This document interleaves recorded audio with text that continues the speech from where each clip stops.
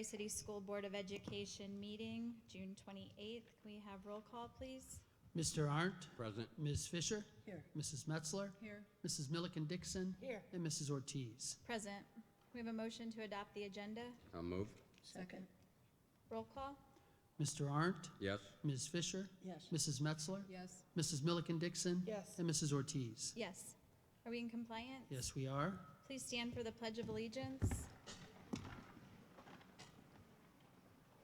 I pledge allegiance to the flag of the United States of America and to the republic for which it stands, one nation, under God, indivisible, with liberty and justice for all.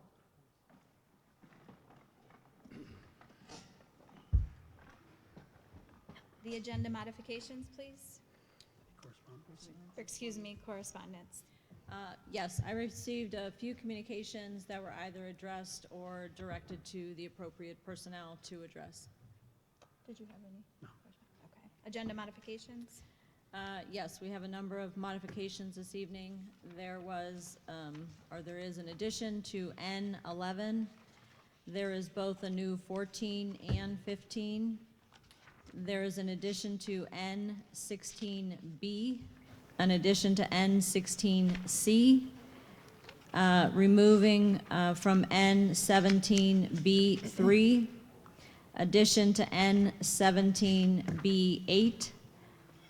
There is a new number 19, and lastly, the old 14, 15, 16, 17, 18, and 19 are now 16, 17, 18, 19, 20, 21, and 22. Thank you. A motion to approve the minutes? So Move. moved. A second? Second. Any discussion? Roll call? Ms. Fisher. Yes. Mrs. Metzler. Yes. Mrs. Milliken Dixon. Yes. Mrs. Ortiz. Yes. And Mr. Arndt. Yes. A motion to approve the treasurer's financial report? So moved. Second. Discussion? Roll call? Mrs. Metzler. Yes. Mrs. Milliken Dixon. Yes. Mrs. Ortiz. Yes. Mr. Arndt. Yes. And Ms. Fisher. Yes. A motion to approve the invoices? So moved. Second. Any discussion? Roll call? Mrs. Milliken Dixon. Yes. Mrs. Ortiz. Yes. Mr. Arndt. Yes. Ms. Fisher. Yes. And Mrs. Metzler. Yes. The informational items? Just see a donation listed there from Geneva Sports LLC to the Mark Brace Pay to Participate Fund. That Geneva Sports LLC obviously is Spire. Okay. Kevin, who is? Spire. That is Spire? The outfit that Geneva owns, Sports? Okay. that owns and operates Spire. That brings us to the legislative report. Thank you, Mrs. Ortiz. Good evening, everyone. So an update on the budget. Governor DeWine is still trying to get his biennial budget approved. The Ohio House voted not to concur with the Senate's changes to the fiscal year 24-25 budget bill. The differences between the House and Senate versions of the budget bill will now be reconciled in conference committee. I have all the committee members' contact information if anyone's interested in letting them know what changes you as constituents would like to see, if any. And the Speaker of the House has reportedly indicated on more than one occasion that he doubts an agreement will be reached on a new budget before the statutory deadline of midnight, June 30th, which is coming up here any minute, and so is preparing to ask for an extension. The House also passed HB 8. The bill would enact the Parents' Bill of Rights, requiring public schools to adopt a policy on parental notification regarding student health and well-being and instructional materials with sexuality content. The House also passed HB 117, which would eliminate the retention under the third grade reading guarantee and expand the grades for which the intensive reading intervention is provided. The bill also modifies the English language arts assessment to be administered once in the third grade and expands the inclusion of phonics in learning standards. That's the science of reading that we've been hearing about. It's essentially phonics with a cuter title.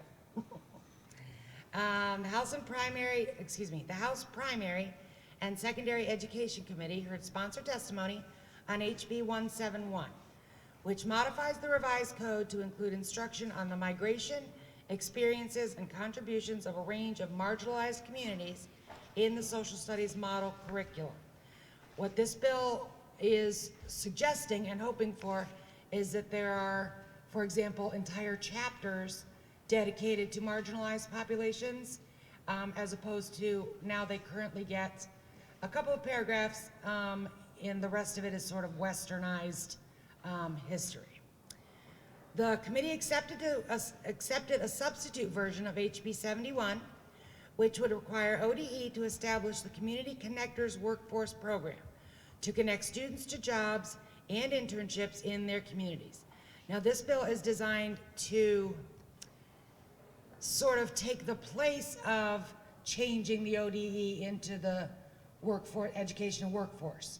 So that has sort of stalled again, that Senate Bill 1 about changing the, disbanding sort of the ODE and replacing it with the Ohio Department of Education and Workforce. This bill specifically addresses that in a way that doesn't completely dissolve the ODE, but makes some changes to it. In effect,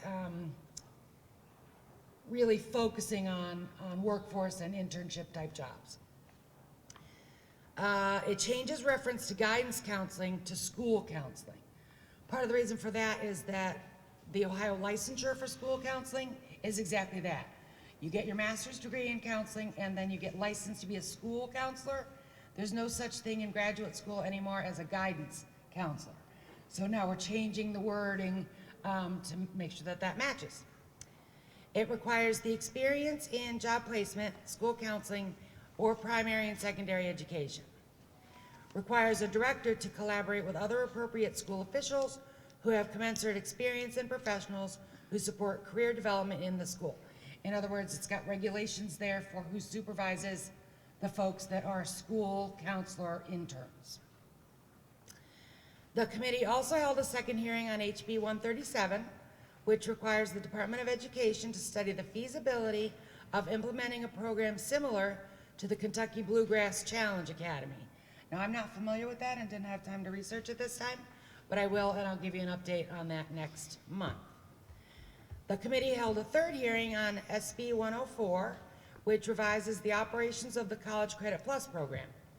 It would include requirements for students, public and chartered non-public schools, public and private colleges, the Chancellor of Higher Education, and the Superintendent of Public Instruction, meaning they're trying to standardize the CCP requirements and the process by which students receive college credit during their high school careers.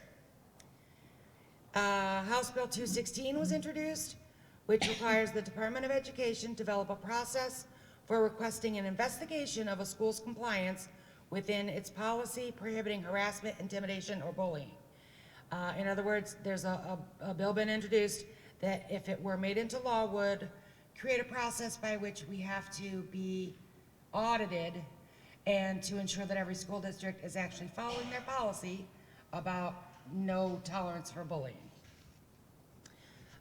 Again, please contact your elected officials if you want to share any of your opinions on any and all of the pending legislation. That's all I have. Thank you. Thank you. That brings us to the ATEC report. Yes, on May 26th, ATEC held its 2023 Senior Award Ceremony. It was in a packed house at the Lakeside Gym as parents and friends gathered for the event. 270 students received their certificates of completion for the various disciplines. And believe it or not, they got through it in about an hour and 5 minutes. Of those 270 students, 39 of them were from Geneva, and they went on to receive their diplomas from Geneva on June 4th. With this school year completed, the next event on the agenda is the Sophomore Information Day. Students will pick up their student packets, get their photo ID pictures taken, and that'll occur on August 6th. The end of June is approaching, and hopefully there will be news as to the possible funding for a new building addition at ATEC based on the finalized budget. This news is eagerly awaited as there are several programs that have waiting lists due to a lack of space. This was a fast-track project and is aimed at upgrading tech schools all over the state of Ohio. And last Wednesday, a ceremony was held for about 20 students who earned their GED. And the June board meeting will be held tomorrow. That's it. Thank you. Mr. Ola, our new Director of Transportation and Maintenance, will be giving a brief report this evening. Although he hasn't quite even been here a month, he has certainly been busy and has jumped right in, which I appreciate, so please come up to the microphone. Hello, as you said, my name is Scott Ola. I'm the Director of Maintenance and Transportation here. I took over a position at the beginning of June. Since that time, we've had numerous buses repaired by outside companies. On June 5th, we had our assistant mechanic start within this district, and he's been diligently working on all of our buses daily. On June 23rd, I met with Pupil Transportation Program Administrator Heather Free. She's from the Office of Field Services and Transportation. I gathered a lot of valuable information relating to many different aspects regarding transportation regulations and codes, and presenting various avenues of resources that I will continue to explore so that we as a school district can continue to have positive growth and progress for all the students. As for the maintenance aspect of my position, we have compiled a summer list project that includes installing water bottle refill stations. They'll go outside the kindergarten, second and third grade bathrooms at Austinburg Elementary. We'll install Mary musical playground equipment at each elementary school. And we'll also be stripping and finishing the middle school gym floor that goes along with all of our routine maintenance and cleaning that is done each summer. Thank you. Thank you, Scott. Thank you very Thank you. much. Thank you and welcome. I have a number of items to report on this evening. It has been a busy month since our May board meeting. We had both of our awards assemblies as well as our scholarship assembly, which was a great way to celebrate our students, their efforts, and showing them that their hard work truly pays off, literally. We had given out over $107,000 in scholarships to our students, so thanks to the generosity of our community for being so generous in donating. As Ms. Fisher said, there was the awards ceremony at ATEC as well as our graduation at Spire.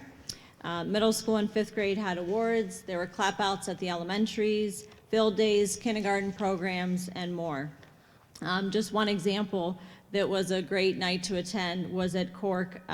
They had a family game night with everything from train rides to basket raffle, face painting, balloon animals, and even a dunk tank that may have gotten Mrs. Doherty a little bit wet. But it was a fun night for all who were in attendance. Since then, we also have over 40 teachers across the district that are interested in flexible seating and participating in a book study on personalized learning. We received our state test results back for English language arts. We showed increases in 7th grade, 8th grade, and English language arts 2 at the high school. Both 4th and 5th grade scored the same as last year, and 3rd and 6th grade did decrease.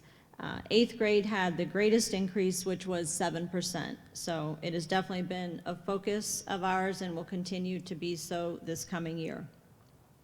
Also, since our last board meeting, we had a 2-day administrative retreat in order to start thinking about and planning for next year already. We finalized the design for our book vending machines, and those will be delivered for the start of the school year. And our Portrait of a Graduate banners came in, and those will be hung over the summer as well. In regards to summer learning, both of our elementary and middle school wrapped up their first session, and the high school will finish on Friday. We had approximately 100 students who attended, and there will be another session in August. So the STEM sessions that were new this year in the afternoon for the elementary and middle school were really a big hit. The students were very engaged and participated in a multitude of activities. So just as a reminder, the second session for elementary students will be August 14th through the 18th. It will only be from 8:30 to 11:30 for the second session. The middle school will be August 1st through the 11th, again, 8:30 to 11:30. And the second session at the high school will be July 31st through August 18th from 8 to noon.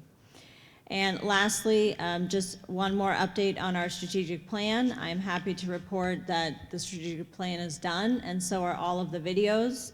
That's something that we'll be rolling out at the start of the school year, and plan on creating an ebook this summer as part of the rollout. After looking at all the goals and what years each of the committees, if you recall, it's a 3-year strategic plan that we created, what years each committee felt that the goals would fall into. We will have 5 goals across the 4 areas for year 1, 6 goals for year 2, and 4 for year 3. So again, I cannot thank everyone enough who was involved and participated in this important work. Thank you. Okay, I recommend that the board approve the enclosed revision to the middle school handbook. So moved. Second. Discussion? Again, just as a reminder, the handbook itself really didn't change. It was just minor tweaks to the bell schedule to allow time for changing how we're going to be implementing our social emotional learning curriculum. Roll call? Mrs. Ortiz? Yes. Mr. Arndt? Yes. Ms. Fisher? Yes. Mrs. Metzler? Yes. And Mrs. Milliken Dixon. Yes. I recommend the board approve the following student as having met the requirements for early graduation. I'll move. Second. Is there any discussion? Roll call? Mr. Arndt? Yes. Ms. Fisher? Yes. Mrs. Metzler? Yes. Mrs. Milliken Dixon? Yes. And Mrs. Ortiz. Yes.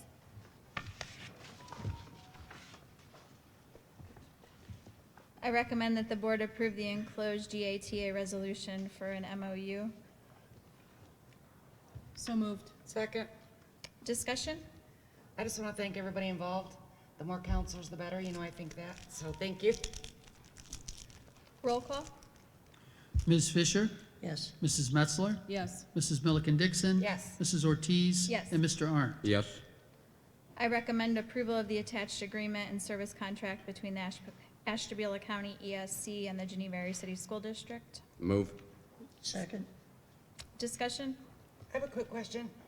Mrs. Ortiz, you mentioned that there's an item that saved us a couple $100. And I know that's not a big deal, but I couldn't find it in the difference. Just Do you know where it is? It's right here. It's this one here, the top line. It was just a few dollars less. Oh, okay, Just a change in the perfect, thank you. You're service welcome. agreement. Yeah. Roll call? Mrs. Metzler? Yes. Mrs. Milliken Dixon? Yes. Mrs. Ortiz? Yes. Mr. Arndt? Yes. And Ms. Fisher? Yes. The treasurer recommends that the board approve the enclosed resolution declaring it necessary to renew an existing .85 mil tax levy for the purpose of general ongoing permanent improvements. Move. Second. Discussion? So this PI levy expires at the end of this tax year, 2023, but it will be collected through 2024. So if we want to collect taxes on this permanent improvement levy beyond 2024, we need to renew the levy. It currently is an effective millage of .51 on res ag and .58 on commercial industrial. And it has been in existence since the 1940s. It is a very small levy, and we have used it to do a number of improvements in the district, purchase buses, and so on. So this is the first opportunity to put it on the ballot. If it was unsuccessful, the board would have 2 more opportunities during 2024. This is going on the ballot in November? This would be on the ballot in November. So this is the first levy to be first resolution to be adopted. And then the county auditor has to certify the amounts. And this is new ballot language that's required. This is our first time walking through the changes that the legislature made to the ballot language.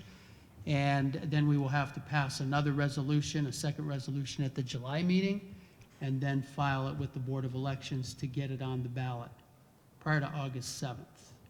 Has to be filed.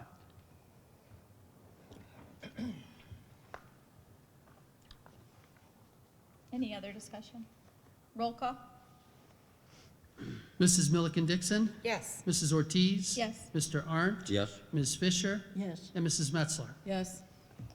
The treasurer recommends that the board renew its membership in the Ohio Coalition for Equity and Adequacy of School Funding. Move. Second. Discussion? Roll call? Mrs. Ortiz? Yes. Mr. Arndt? Yes. Ms. Fisher? Yes. Mrs. Metzler? Yes. And Mrs. Milliken Dixon? Yes. The treasurer recommends adoption of the appropriations as presented for the fiscal year 22-23. So moved. Second. Discussion? Roll call? Mr. Arndt? Yes. Ms. Fisher? Yes. Mrs. Metzler? Yes. Mrs. Milliken Dixon? Yes. And Mrs. Ortiz? Yes. The treasurer recommends approval advances and transfers between funds and the authorization of such transfers as needed within funds. Move. Second. Discussion? So you can see the summary of the transfers. Again, no advances are required. A transfer will be necessary to athletics in the amount of $76,233.60. This is down from last year when it was $89,868.81. It would have been a little bit closer, but we moved some of the purchase service transportation costs from athletics to ESSER 2 carryover to help finish using up that money. So $11,616.30 was moved out of athletics and charged to ESSER, thus the $76,000 transfer. And then band transportation, this is the transportation to away football games, band camp if they travel to outside the school district, and anytime they would go to state contests, and that's $5,187.63. The rest of the information on here for the board is just for informational purposes, has to do with the Title I transferability school-wide pool in which we have to transfer money received in Title IIA and Title IVA into Title I, and all the spending occurs out of Title I. So it's just a requirement by the state and the auditor of state in accounting for these monies. It's done on a monthly basis, or actually as the project cash requests are received each month, or sometimes two in a month if they're a little slow. So, okay, to Title I, 21-22, the 5729022. That's a transfer from Title IIA 22-23 to that. It's not an expenditure, it's just a transfer? Well, transfers are treated on accounting reports as expenditures, but it's really, the expenditures were done out of Title I. Mm-hmm. And then when we file a project cash request in Title I, the Ohio Department of Education splits it out, prorated, between the three funds, Title I, Title IIA, and Title IVA. We then have to take the money receipted into Title IIA and IVA and transfer it into Title I, so that all the money ends up in Title I to cover that spending. And the 90-20 or the 21-22 grants are on here because that accounts for spending in July, August, and September as those grants were finished. And then 22-23 picks up in September through June, and again, will go into the next fiscal year, July, August, and September. But it's just a requirement of designating your Title I as a transferability school-wide. It gives us certain access to the money in terms of expenditures, what we wouldn't have if we were doing it individually within the funds. This move was made quite a few years ago, probably about 10 or 12 now, by Mr. Horvath, because it enabled us to do certain things with the money that, again, we would not have been able to do if it was specific to each fund and having to follow the requirements for each of those individual funds. Thank you, Kevin. Sure. Roll call? Ms. Fisher? Yes. Mrs. Metzler? Yes. Mrs. Milliken Dixon? Yes. Mrs. Ortiz? Yes. And Mr. Arndt? Yes. The treasurer recommends the 2023-2024 fiscal year appropriations effective July 1st, 23 be established at 50% of the 22-23 expenditures. Move. Second. Discussion? Roll call? Mrs. Metzler? Yes. Mrs. Milliken Dixon? Yes. Mrs. Ortiz? Yes. Mr. Arndt? Yes. And Ms. Fisher? Yes. The treasurer recommends the following funds be appropriated according to the adopted budget. So moved. Second. Any discussion? Roll call? Mrs. Milliken Dixon? Yes. Mrs. Ortiz? Yes. Mr. Arndt? Yes. Ms. Fisher? Yes. And Mrs. Metzler? Yes.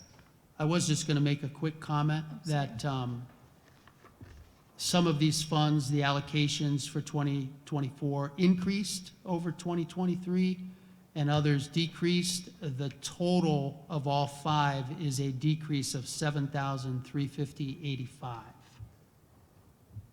Say that one The more biggest decrease was in Title I. time. You said 7,000. $7,350.85. Total difference between what you see on here that we expect to receive in 2024 compared to what the initial allocation was in 2023. Thank you. The treasurer recommends approval to advertise for the purchase of 2 or more school bus chassis Did and we get a bodies. vote? Did we vote on We took a vote. that? Okay. Yeah. So moved. Second. Discussion? You had included in your board packets a list of the, not only the bus fleet, but all of our vehicles, so that you could see the ages. Most of the older buses are used as spares, but you know, we still have 2 2005s, 2 2006s, 4 2008s, and 4 2010s before we get into 2012. So we have some buses that are getting old and getting higher in mileage. 2 of these buses, the bus listed first, which is bus 19, and the bus listed at number 6, which is bus 29, will be traded in as soon as we, traded in or sold at auction, as soon as we receive the buses delivered by Rush Bus Center from the bid last June. That's how far they're lagging now on delivery. Something that used to take less than 180 days is now taking over a year to have the buses built and delivered. So those buses will be gone, replaced with new buses. And then the other buses that were highlighted on that report at number 10 and 13, which are bus 23 and 9, those were the buses designated for the school bus purchase grants, the $90,000 that we have waiting from the state to help spend on the purchase of those 2 buses. You had to designate 2 active buses that will be removed from your active fleet and moved to become spares. And those were the only 2 buses that qualified us for those grants. They met the requirement of being 8 years old or older and having 96,000 or more miles on them at the time that we applied for that grant, which was in 21-22. So, you know, those 2 buses will be gone, but we still have quite a few, so we need to continue to buy. We haven't bought buses as regularly as we had. If you look towards on the second page of the report, you know, you see 14s, 15s, 16s, 17, 18, nothing in 19, a bus in 20, which was a result of a bus that was totaled in an accident, and we replaced it with a used bus, and then 2022. So a couple years there where we did not purchase buses. And so we you know, we're going to need to get rid of those 5s, the 6s, and the 8s especially. And our plan is going to be to utilize some of the ARP ESSER, the ESSER 3 funds to purchase the buses. Again, the state so far, and I don't anticipate it changing, has not included any school bus purchase money in this proposed biennium budget. Neither the House didn't start it off, and the chairperson of the subcommittee on primary and secondary education of the Finance Committee said during testimony from the Fair School Funding Group that she thought districts should use ESSER funds to purchase buses, which originally was a problem because those ESSER funds were based on, you had to have COVID-related reasons, and you had to show that you were going to spread people out on the buses. Well, you can't do that because you don't have enough bus drivers. I mean, this isn't just Geneva, but across the state and in the nation, there aren't enough bus drivers to add buses to a fleet. But language has changed to where you can show that without these buses, you'd have even more people on a bus. So there's a way to get it through ESSER. Other districts have purchased buses using ESSER funds, and so we will be doing that as well. There has been some talk in the past, when we go out to bid on buses, it's a competitive bidding process.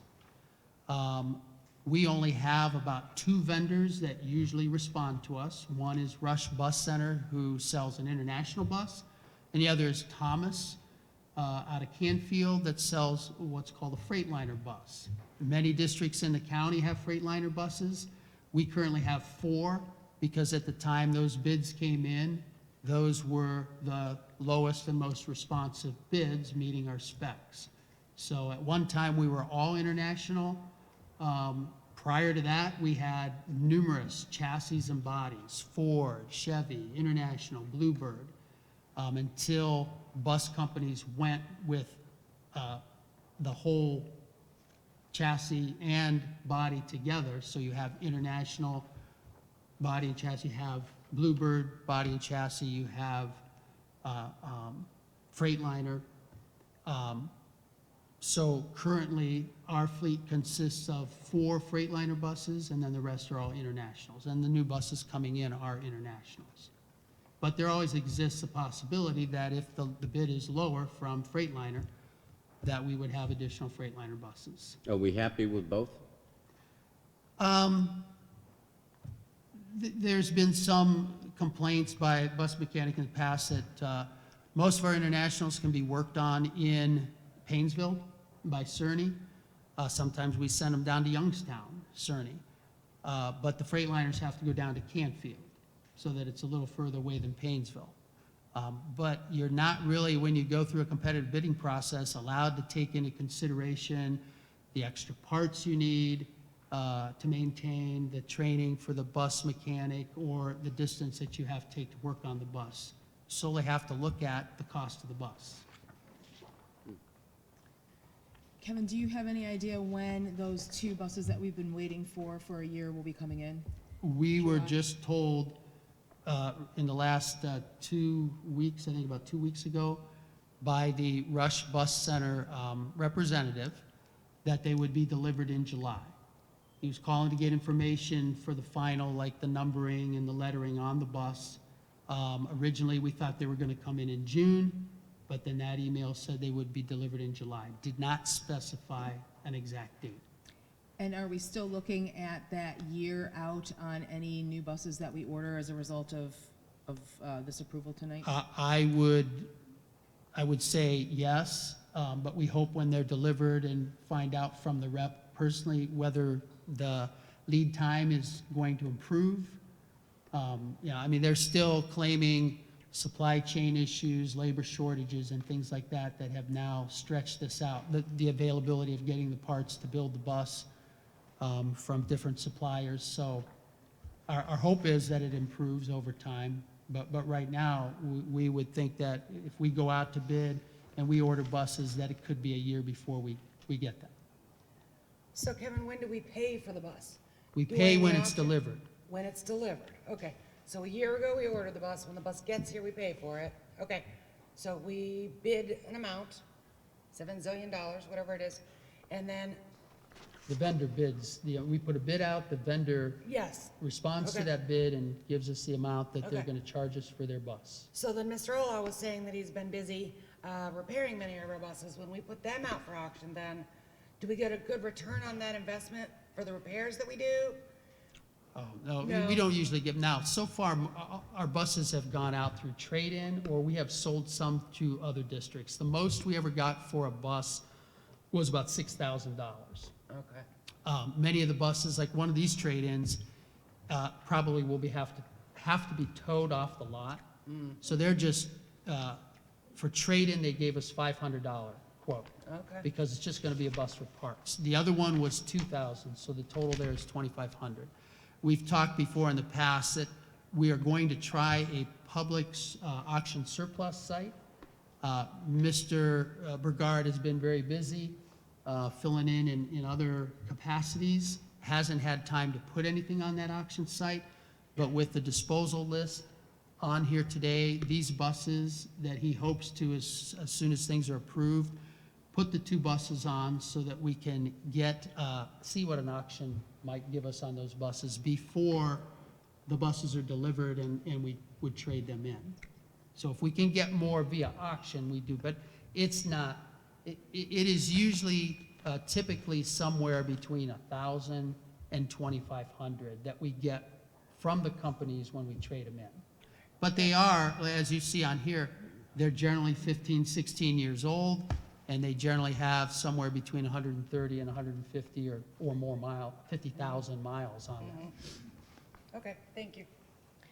The other thing I'd like to note, since you have the information in your packet as well, in regards to the student activity and maintenance vehicles, not that it's on tonight's agenda, but I guess something to look at and look at the information that's provided on those, because part of our strategic plan is to create a replacement plan for both the student activity and maintenance vehicles. And so it will definitely be something that once that's created, we will be coming back to the board with a recommendation for replacement for some of those. Can I also ask, and maybe you don't know, and we'll have to ask Mr. Ola, but I tallied it up to 4 maintenance trailers, 1 maintenance dump truck, 2 maintenance vans, and 2 maintenance pickups. Are we actively using all of those vehicles for maintenance? I would say no. Okay, and I guess what I would say is then, as you're looking at some kind of a replacement plan for student activity vans and this type of stuff, I'd like it to be looked at, like, if we're not using something, to make that part of the auctionable, one of the auctionable items. Well, and I guess not using and using regularly. So I would clarify by saying that. I mean, we are using more now than we have probably when I got here, just because people are driving them. And we did purchase that new trailer. Yeah, I saw that. But I mean, like, we're looking at 4 maintenance trailers. I guess I'd just like somebody to review it and make sure that we need all of those maintenance vehicles. The trailers all serve different purposes, but the vehicles, I mean, when Dr. Hrina-Treharn says that they have not been used lately, most of that is because we've been short-staffed. Now, with a assistant mechanic / maintenance, there'll be another vehicle in use. With the bus mechanic, he will resume using the bus fleet maintenance pickup. But you have Mr. Burgard, you have our maintenance person, Dave Wright, you have the assistant, the dump truck is used when needed, but we pretty much are gonna need the 2 maintenance vans and the maintenance pickup for those 3 people. So they should be all being utilized on a more regular basis. Okay. I mean, if that's the answer, that's fine by me. I just want to make sure that somebody's actively looking at that and that they are reviewing our usage of that and not keeping something around that we have no use for. Correct. And even with the buses, that's something that when our mechanic starts, that's one of the first things that he will be doing is taking a look at the fleet and seeing what exactly he feels the needs are. Okay. Even in regards to how many buses we want to purchase, I know that's why we left it kind of open-ended on the agenda, 2 or more. Because maybe we're gonna purchase 3 and 2, or 2 and 2, or 3 and 3.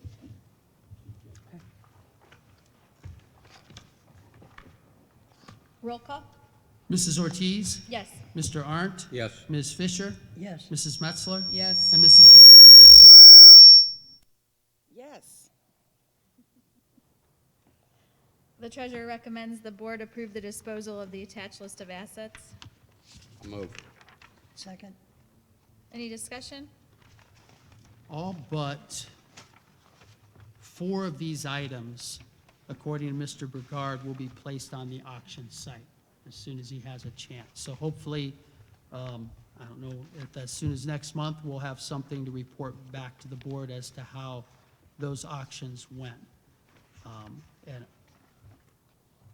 again, most of the items are technology, with the exception of 2 book display racks that haven't been used for a long time at the middle school, that the principal, a number of people involved said, yeah, they'd like to get them out of the way because they're just taking up space in the corner. And I know I inquired as well with Mr. Brigard, and a lot of the technology he said was old or had reached end of life. And a couple of the charging carts, he said were damaged. The charging cards for the Chromebooks.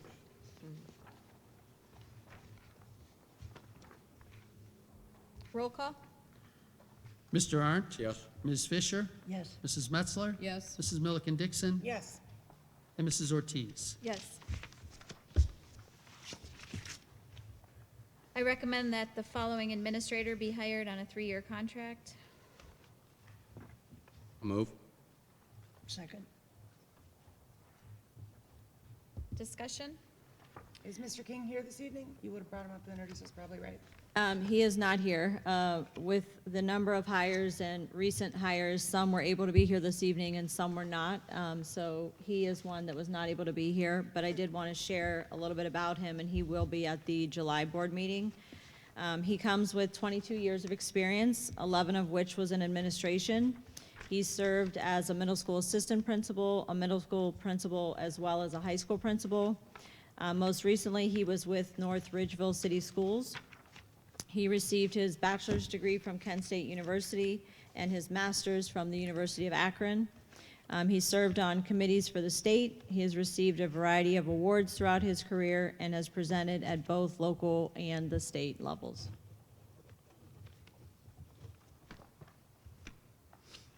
Roll call? Ms. Fisher? Yes. Mrs. Metzler?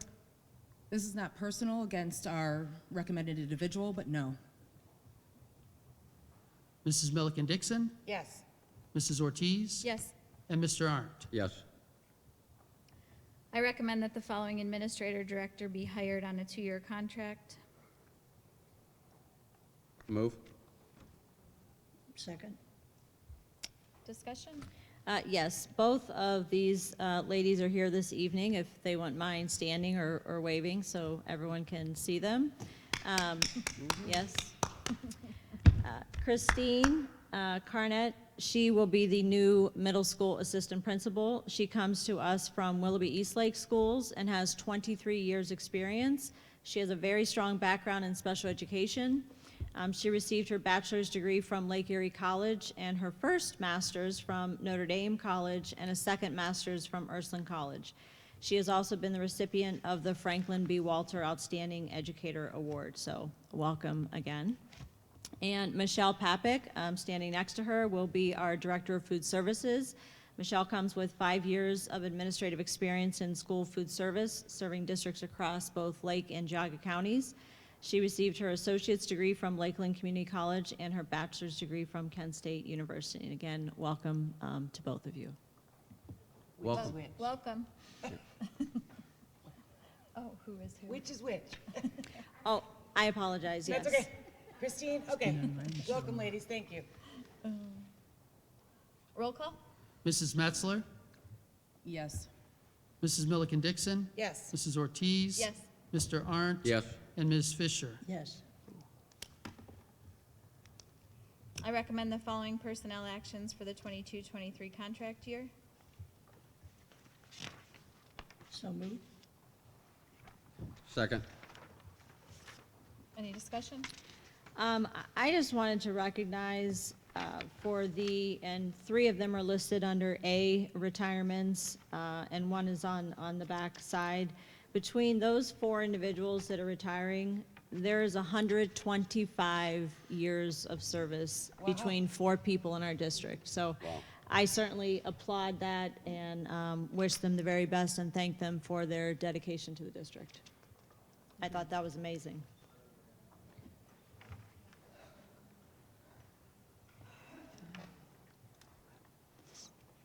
Very good. Yeah. Roll call? Mrs. Milliken Dixon, Yes. Mrs. Ortiz, Yes. Mr. Arndt, Yes. Ms. Fisher, Yes. and Mrs. Metzler. Yes.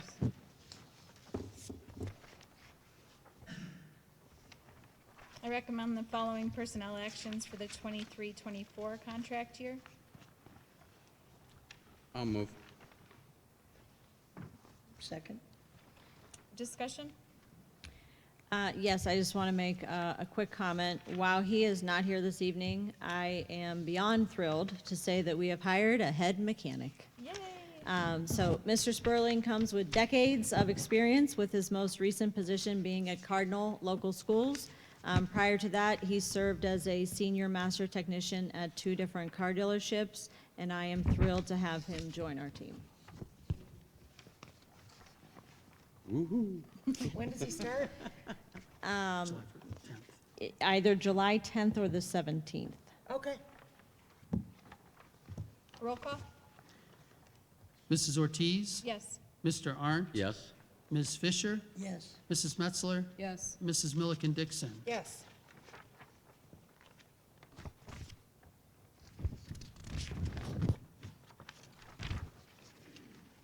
I recommend the following volunteer coaches for the 23-24. I'll move. Second. Any discussion? Roll call? Mr. Arndt, Yes. Ms. Fisher, Yes. Mrs. Metzler, Yes. Mrs. Milliken Dixon. Yes. And Mrs. Ortiz. Yes. I recommend the approval of the enclosed resolution. So moved. Second. Discussion? Roll call? Ms. Fisher, Yes. Mrs. Metzler, Yes. Mrs. Milliken Dixon, Yes. Mrs. Ortiz. Yes. And Mr. Arndt. Yes.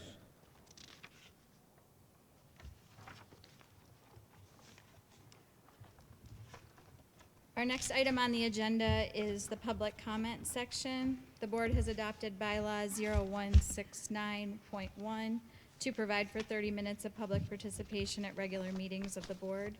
Each statement made by a participant shall be limited to 5 minutes in duration, and no participant may speak more than once on the same topic unless all others who wish to speak on that topic have been heard. All participants are expected to comply with the standards set forth in the board policy manual with regard to public participation. We will now begin the 30-minute period of public comment for today's meeting. And are you telling me? Thank you. When you step up to the mic, please state your name and address for the record. All right, I'm not sure if the mic's on. I'm Jerry Craig. I'm at 200 Cherrywood Circle in Geneva. As many of you should know, I chaired the levy campaign in 2018, in which I believe I'm uniquely qualified to offer some advice as it relates to getting school board levies passed in Geneva.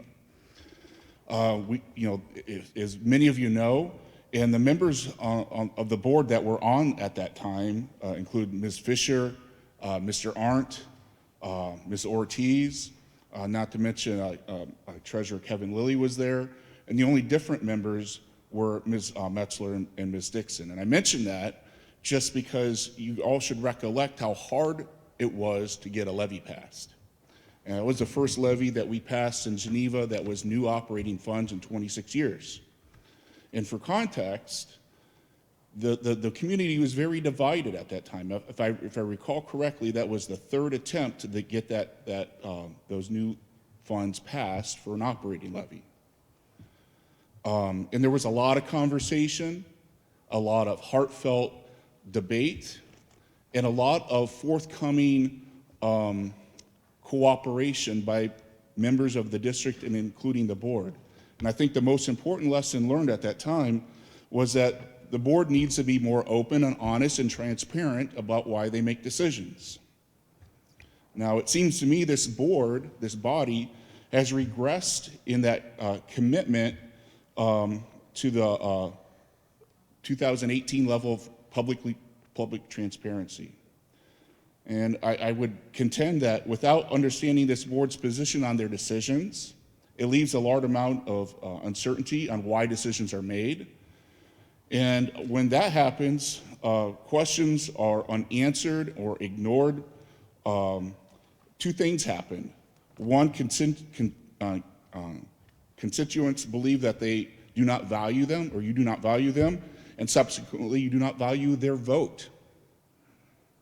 And the second thing happens, it appears that you have something to hide. I want to believe that's not the case, but we're back to the same problem of why we were not passing levies prior to 2018. I think this board needs to learn that it can be transparent and answer questions regarding context and decisions they're making without divulging the detail that are within their executive privilege. And they can do it preemptively and without necessarily meaning that they'd have to be asked about those questions. Until this happens, my bet is that you will face serious challenges in getting requests for new or renewal levies passed in this community.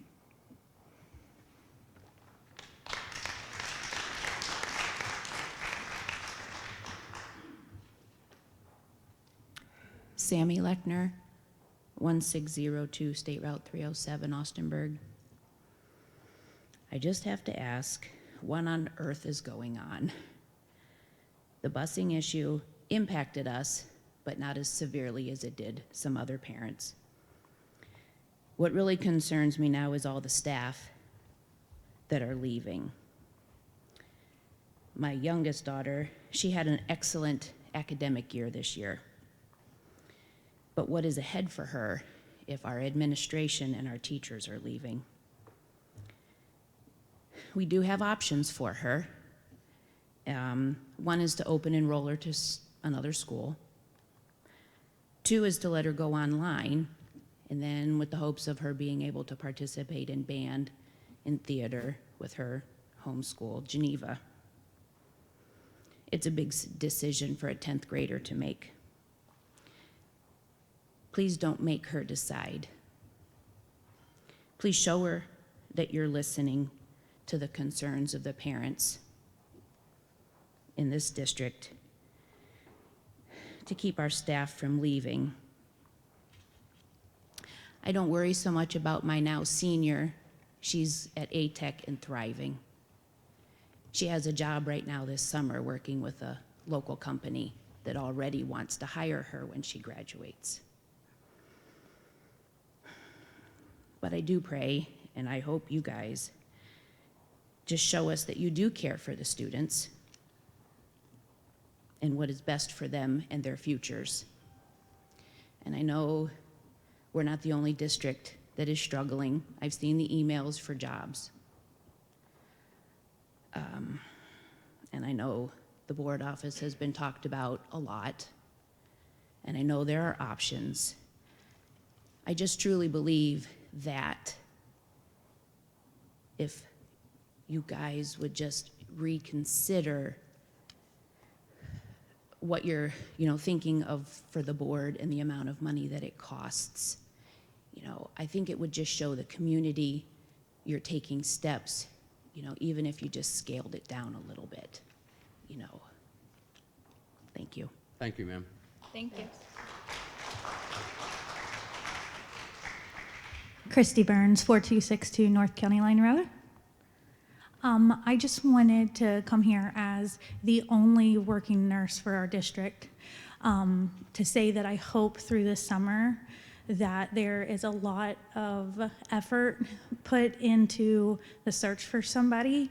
I'm I'm not sure what's going on with our other nurse, but as we have one retiree, I am pretty much letting you know that I'm available if you have questions.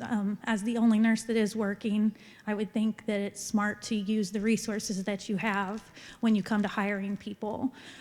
Certain situations, questions that you may not even realize that a nurse deals with here, dealing with multiple different age groups.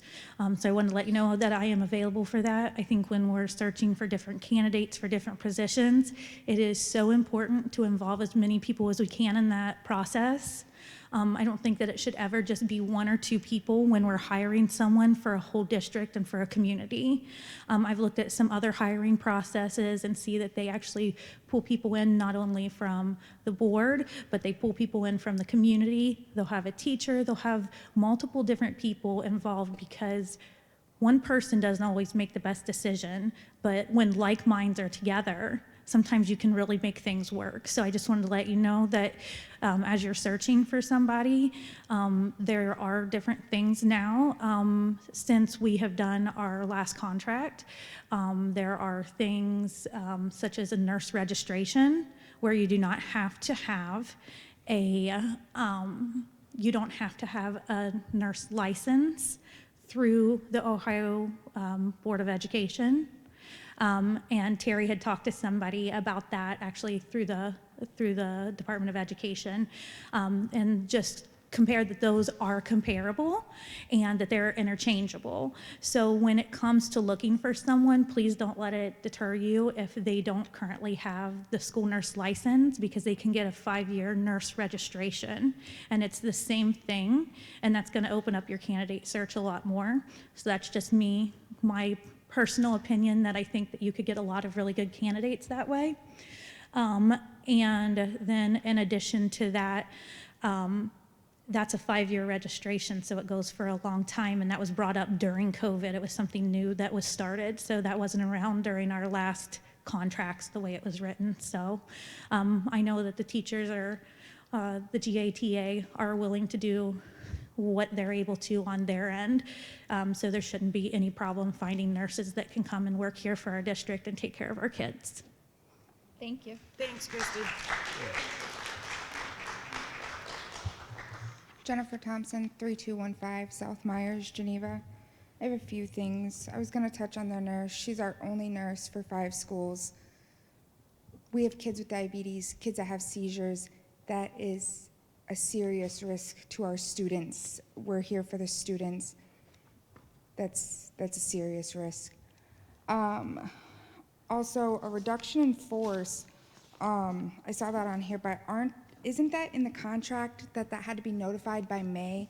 So are we gonna push for another strike from our teachers by a reduction in force? And when was the last time our numbers were so low that we needed a reduction in force? Austinburg has 17 kindergartners registered, 17. Last year before, we hired another teacher because we had so many, 17 students. As for a levy, I will stand up on every bench and scream not to pass one. I will go door to door if you build that office for $1.8 million. That is ridiculous. Why do you need more money from us? Scale it back. And then let's touch on Daniel. We gave him a 2-year contract, 3-year contract. Yes, he was found not guilty. He was found not guilty because his lawyer found some random law in Ohio that you can put your hands on a child in a school district. You can't. He won't put his hands on my child, I can guarantee you that. He is a liability. He's going to cost us more money than you have in lawyer fees. He pushed a child down into a seat because he was hyper. You find that acceptable? You're going to put him on a bus with our students. You don't even have anybody to handle him. I had an issue with the bus garage. You dropped my child off at an empty house that your supervisor told me to leave. Told me to leave and meet the bus. Yet the bus took my 2 elementary children and dropped them off at my house. What did your supervisor say to me? I'm not there. What do you want me to do? What do you want me to do? Not drop my 2 8 and 9-year-old kids off by themselves that you knew at an empty house? Wake up. Do better.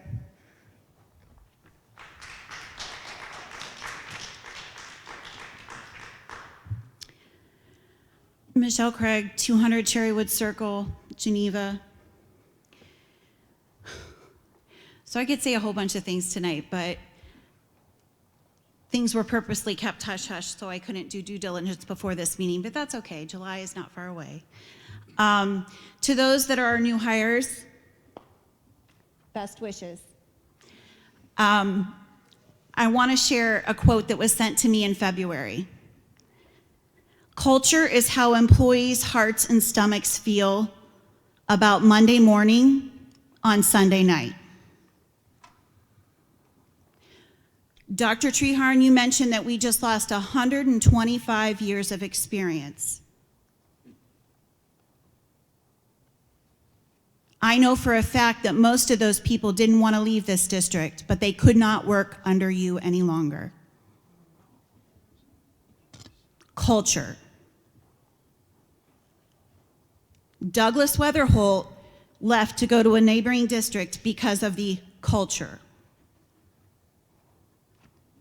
This is broken. I don't want to be the person to stand at a microphone at a school board meeting and say, don't vote for a school levy. I don't want to be that person.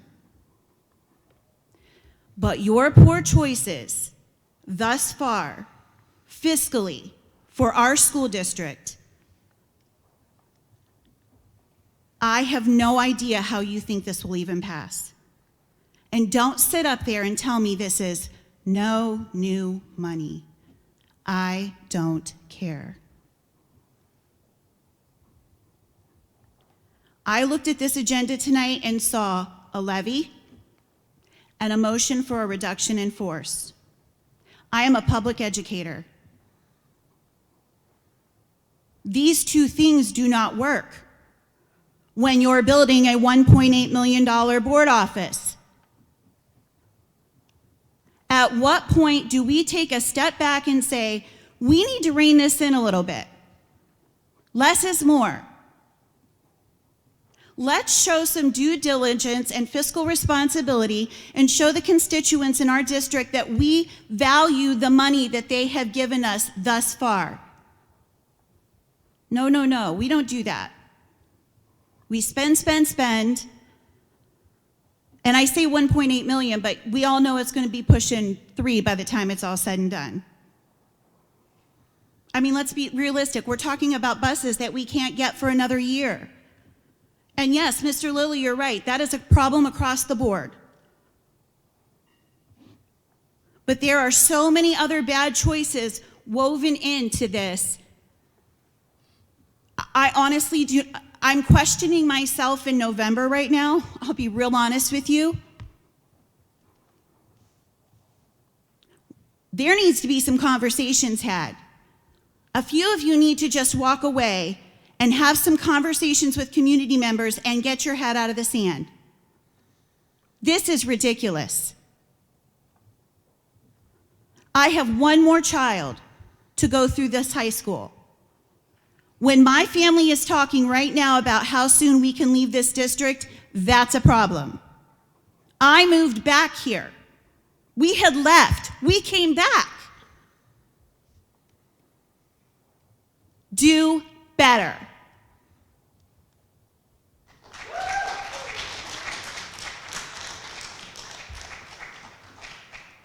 Hi, Nancy Barbo, 224 Ruth Street. I wasn't going to speak tonight. Michelle kind of said a lot of what I wanted to say. 2 years ago, I could count on one hand how many times I attended a board meeting, and now this is my second time speaking. So I don't do this regularly, I really don't. But I truly believe that silence is equal to acceptance, and I will never accept what is happening in our district right now. First, I do want to address the agenda modification that has been mentioned already, the recommendation of reduction in force of certain teaching positions. I am wondering, really, is that because we cannot find people to fill those positions, and therefore the reduction of force is simply smoke and mirrors? Well, I don't plan on rehashing the dissension that has been caused here. What should cause us great alarm is the number of administrators who have left our district in the last 2 years. This list includes Scott Liebert, Tom Kearns, Susan Beebe, Mark Mollahan, Heather Lamer, Doug Weatherholt, and we know that there have been elementary teacher or principals interviewing, hoping to be hired somewhere else. So there are those departures, along with all the staff that have been placed on administrative leave. I don't know the exact number, 7, 8, even if it's 6, that's too many in 2 years. Which leads me to the other reason I'm standing here, to once again speak up for my friend and my colleague, Matt Deering, who continues to wait, held hostage by this never-ending investigation.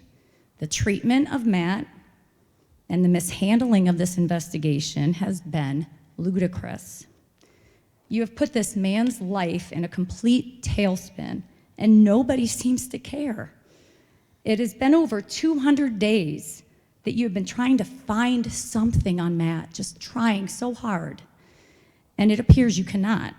So please, admit there's nothing criminal that you can find, and let Matt and his family have their lives back again. I also continue to hold firm that breaking ground and building a new school board office is not at all what this district needs at this time. Open your eyes. What we need are principals and staff members who want to stay in this district and view it once again as a place of security, satisfaction, and family. I know my words probably mean very little to you, but I know that although I may not sleep better tonight, I will have at least said my piece, because never do I want you to mistake my silence as acceptance. Thank you.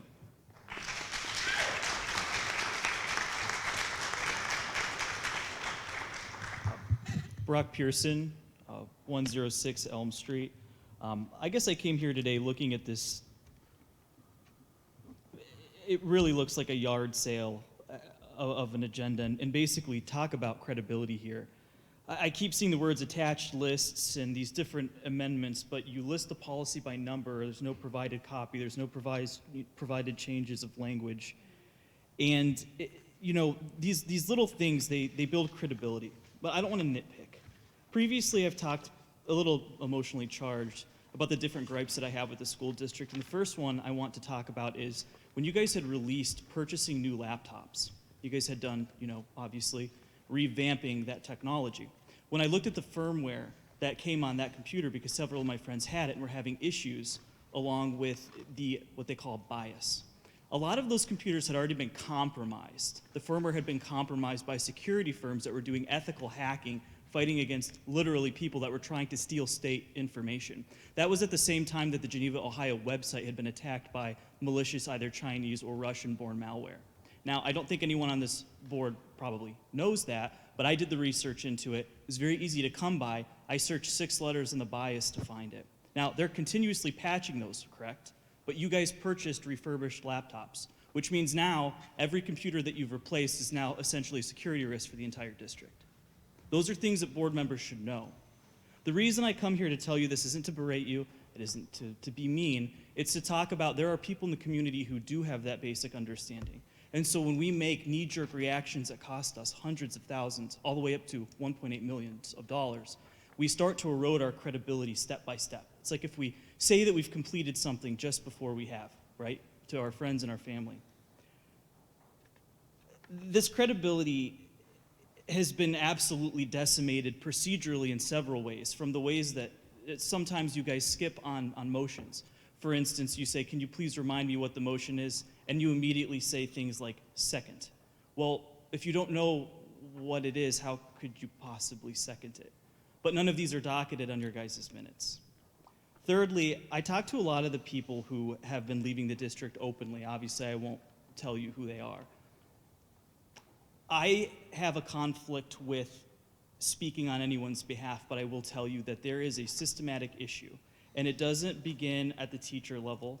It doesn't begin with OPSI or the union.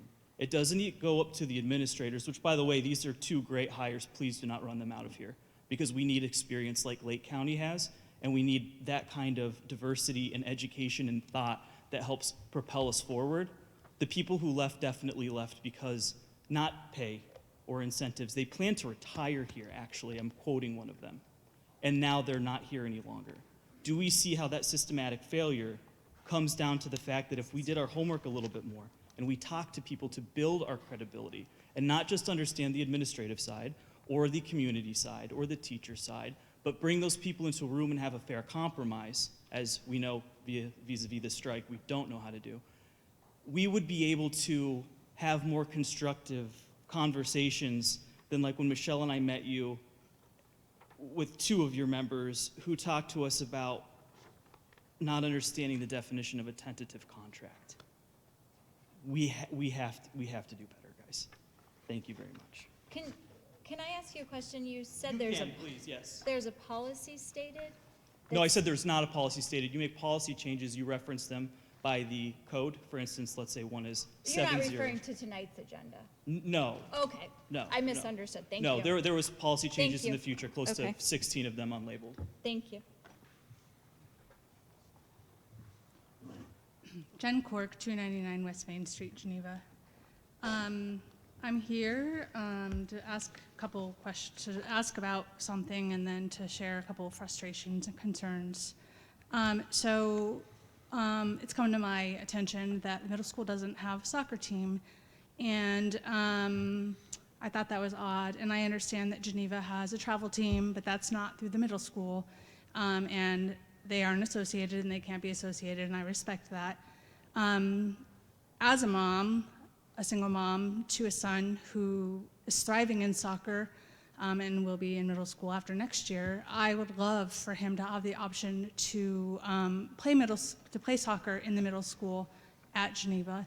I might be able to get him on a travel team, I'm not sure, but it would be easier if he was at the school. Also, then they could learn the ways, the Geneva ways, and then progress into high school and do awesome and do JV and varsity. So I know I've done some questioning. I have a lot of friends in other areas, and I've asked around, like, well, do other schools have the travel and they, or not travel, sorry, do they have the middle school teams? And they do. And also it's taking from, if we give Geneva Middle School the option for a soccer team, then we're not giving them money to Spire, and we're not giving them, more when they're already taking away from us with football and everything else. So I wanted to bring that to the table. I don't know what has to be done, but I wanted to bring that to the table. In regards to the levy, I didn't live here when it happened, but I had family who lives here, and I was born and raised here. And I have a family member who works for Geneva Schools. And she was affected by the levy not passing. And then the levy finally passed, and it was so exciting because then she was given the opportunity to come back to Geneva. Now, she's not a teacher, so I don't know if it would affect her this time. However, what I do know is that the levy was passed to get better busing and for the kids to get to play sports and not have to pay to play and to give more extracurricular, but we're still paying to play. And again, I'll speak for the moms or the families who don't have a lot of money. Geneva is not, there's some nice areas of Geneva, and there are some areas where the families are working all these jobs just to make do, when I can kind of raise my hand and say that as a single mom, I'm working 2 jobs, just to give my son the life that he deserves. But that's okay, I'm not complaining. I thankfully have family who's helpful if I need it, if I'm willing to ask, but not all families have that help where their child wants to play sports, but they can't because they can't afford it. And I understand there's the Mark Brace Fund, and he was an incredible guy. I went to school with him, and I don't imagine that. I know when we were in school, we didn't have to pay to play. So why couldn't we use that money for something else? I think that the levy was passed partially to take away pay to play. Maybe I'm wrong. And I think we could do more about that. I think that if we get the kids able to play sports, not being like kept behind because of the financial part, then they're going to do better in school because they're going to be driven to get those grades and to thrive. If we aren't giving them something to do after school, then they're hanging out at the library causing chaos or walking the streets that I see in Geneva, because I live across from the old board, the bad part of Geneva. I live there. It's actually pretty nice. But anyways, I'm just saying, as a mom, I know that if I keep my son in sports and do all I can, which is why I work 2 jobs, I'm going to help him to thrive and stay out of trouble. And if he's in sports, I'm going to remind him of his intelligence and why it's important to bring that to school and to use that. I would hate to see us cutting teachers. I really would. I mean, I've always wanted to work for Geneva. I really have. And if teachers lose their jobs, what are they supposed to do? I mean, honestly, like, are there going to be bedrooms in the new board office? And I'm not being a smart aleck. I'm just being honest. I'm just being honest. So thank you for listening. I hope that you will take this all into account. Thank you.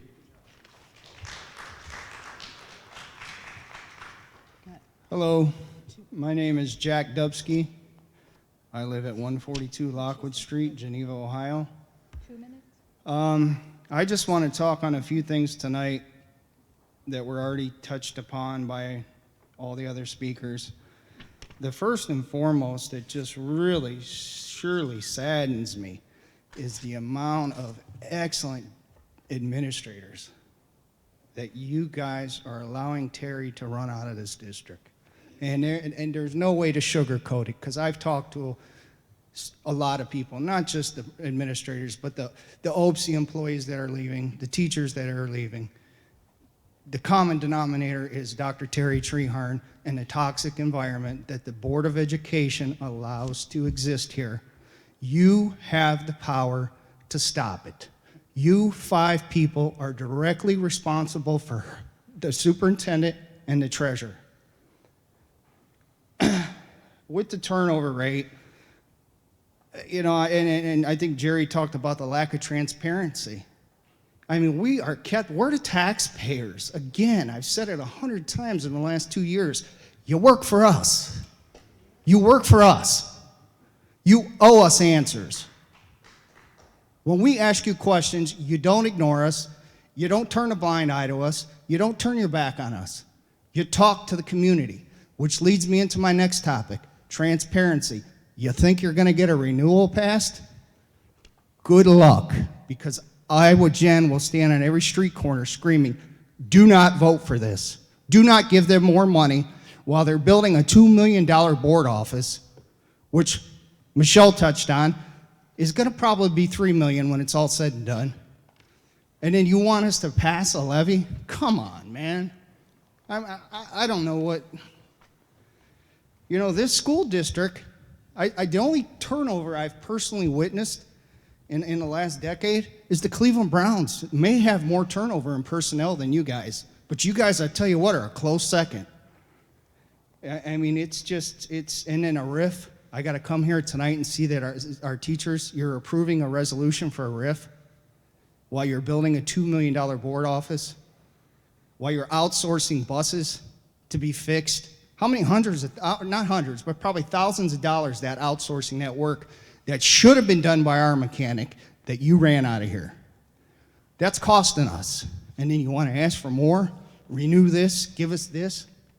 This ain't 2018 when Geneva used to be a premier district. In 2018, like Mr. Craig touched upon, it was a very divided community. And that was at a time when the district was the place to be. This district is no longer the place to be. Good luck again. Best wishes with trying to get a renewal passed. You guys got to do better. Board members, you got to step up. You're responsible for her. You're not just responsible to hire her and then let her do whatever she wants. Quit letting good administrators and good employees be ran out of this district. That's all I have to say. Good night.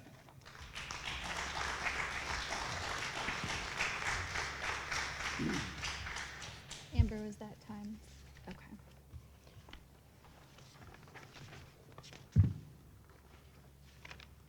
Do you have a report tonight? No. Marty, do you have a report tonight? I did mine. Not your. Oh, no, No. thank you, Mrs. Ortiz, I don't. Ms. Fisher, do you have anything? No. Mr. Arndt? No. No. Okay. I recommend the board hold an executive session for the purpose of considering the appointment, employment, discipline, promotion, demotion, or compensation of a public employee or official. I'll move. Second. Roll call? Mrs. Metzler? Yes. Mrs. Milliken Dixon? Yes. Mrs. Ortiz? Yes. Mr. Arndt? Yes. And Ms. Fisher? Yes. Thank you for coming. We will not be returning for any action.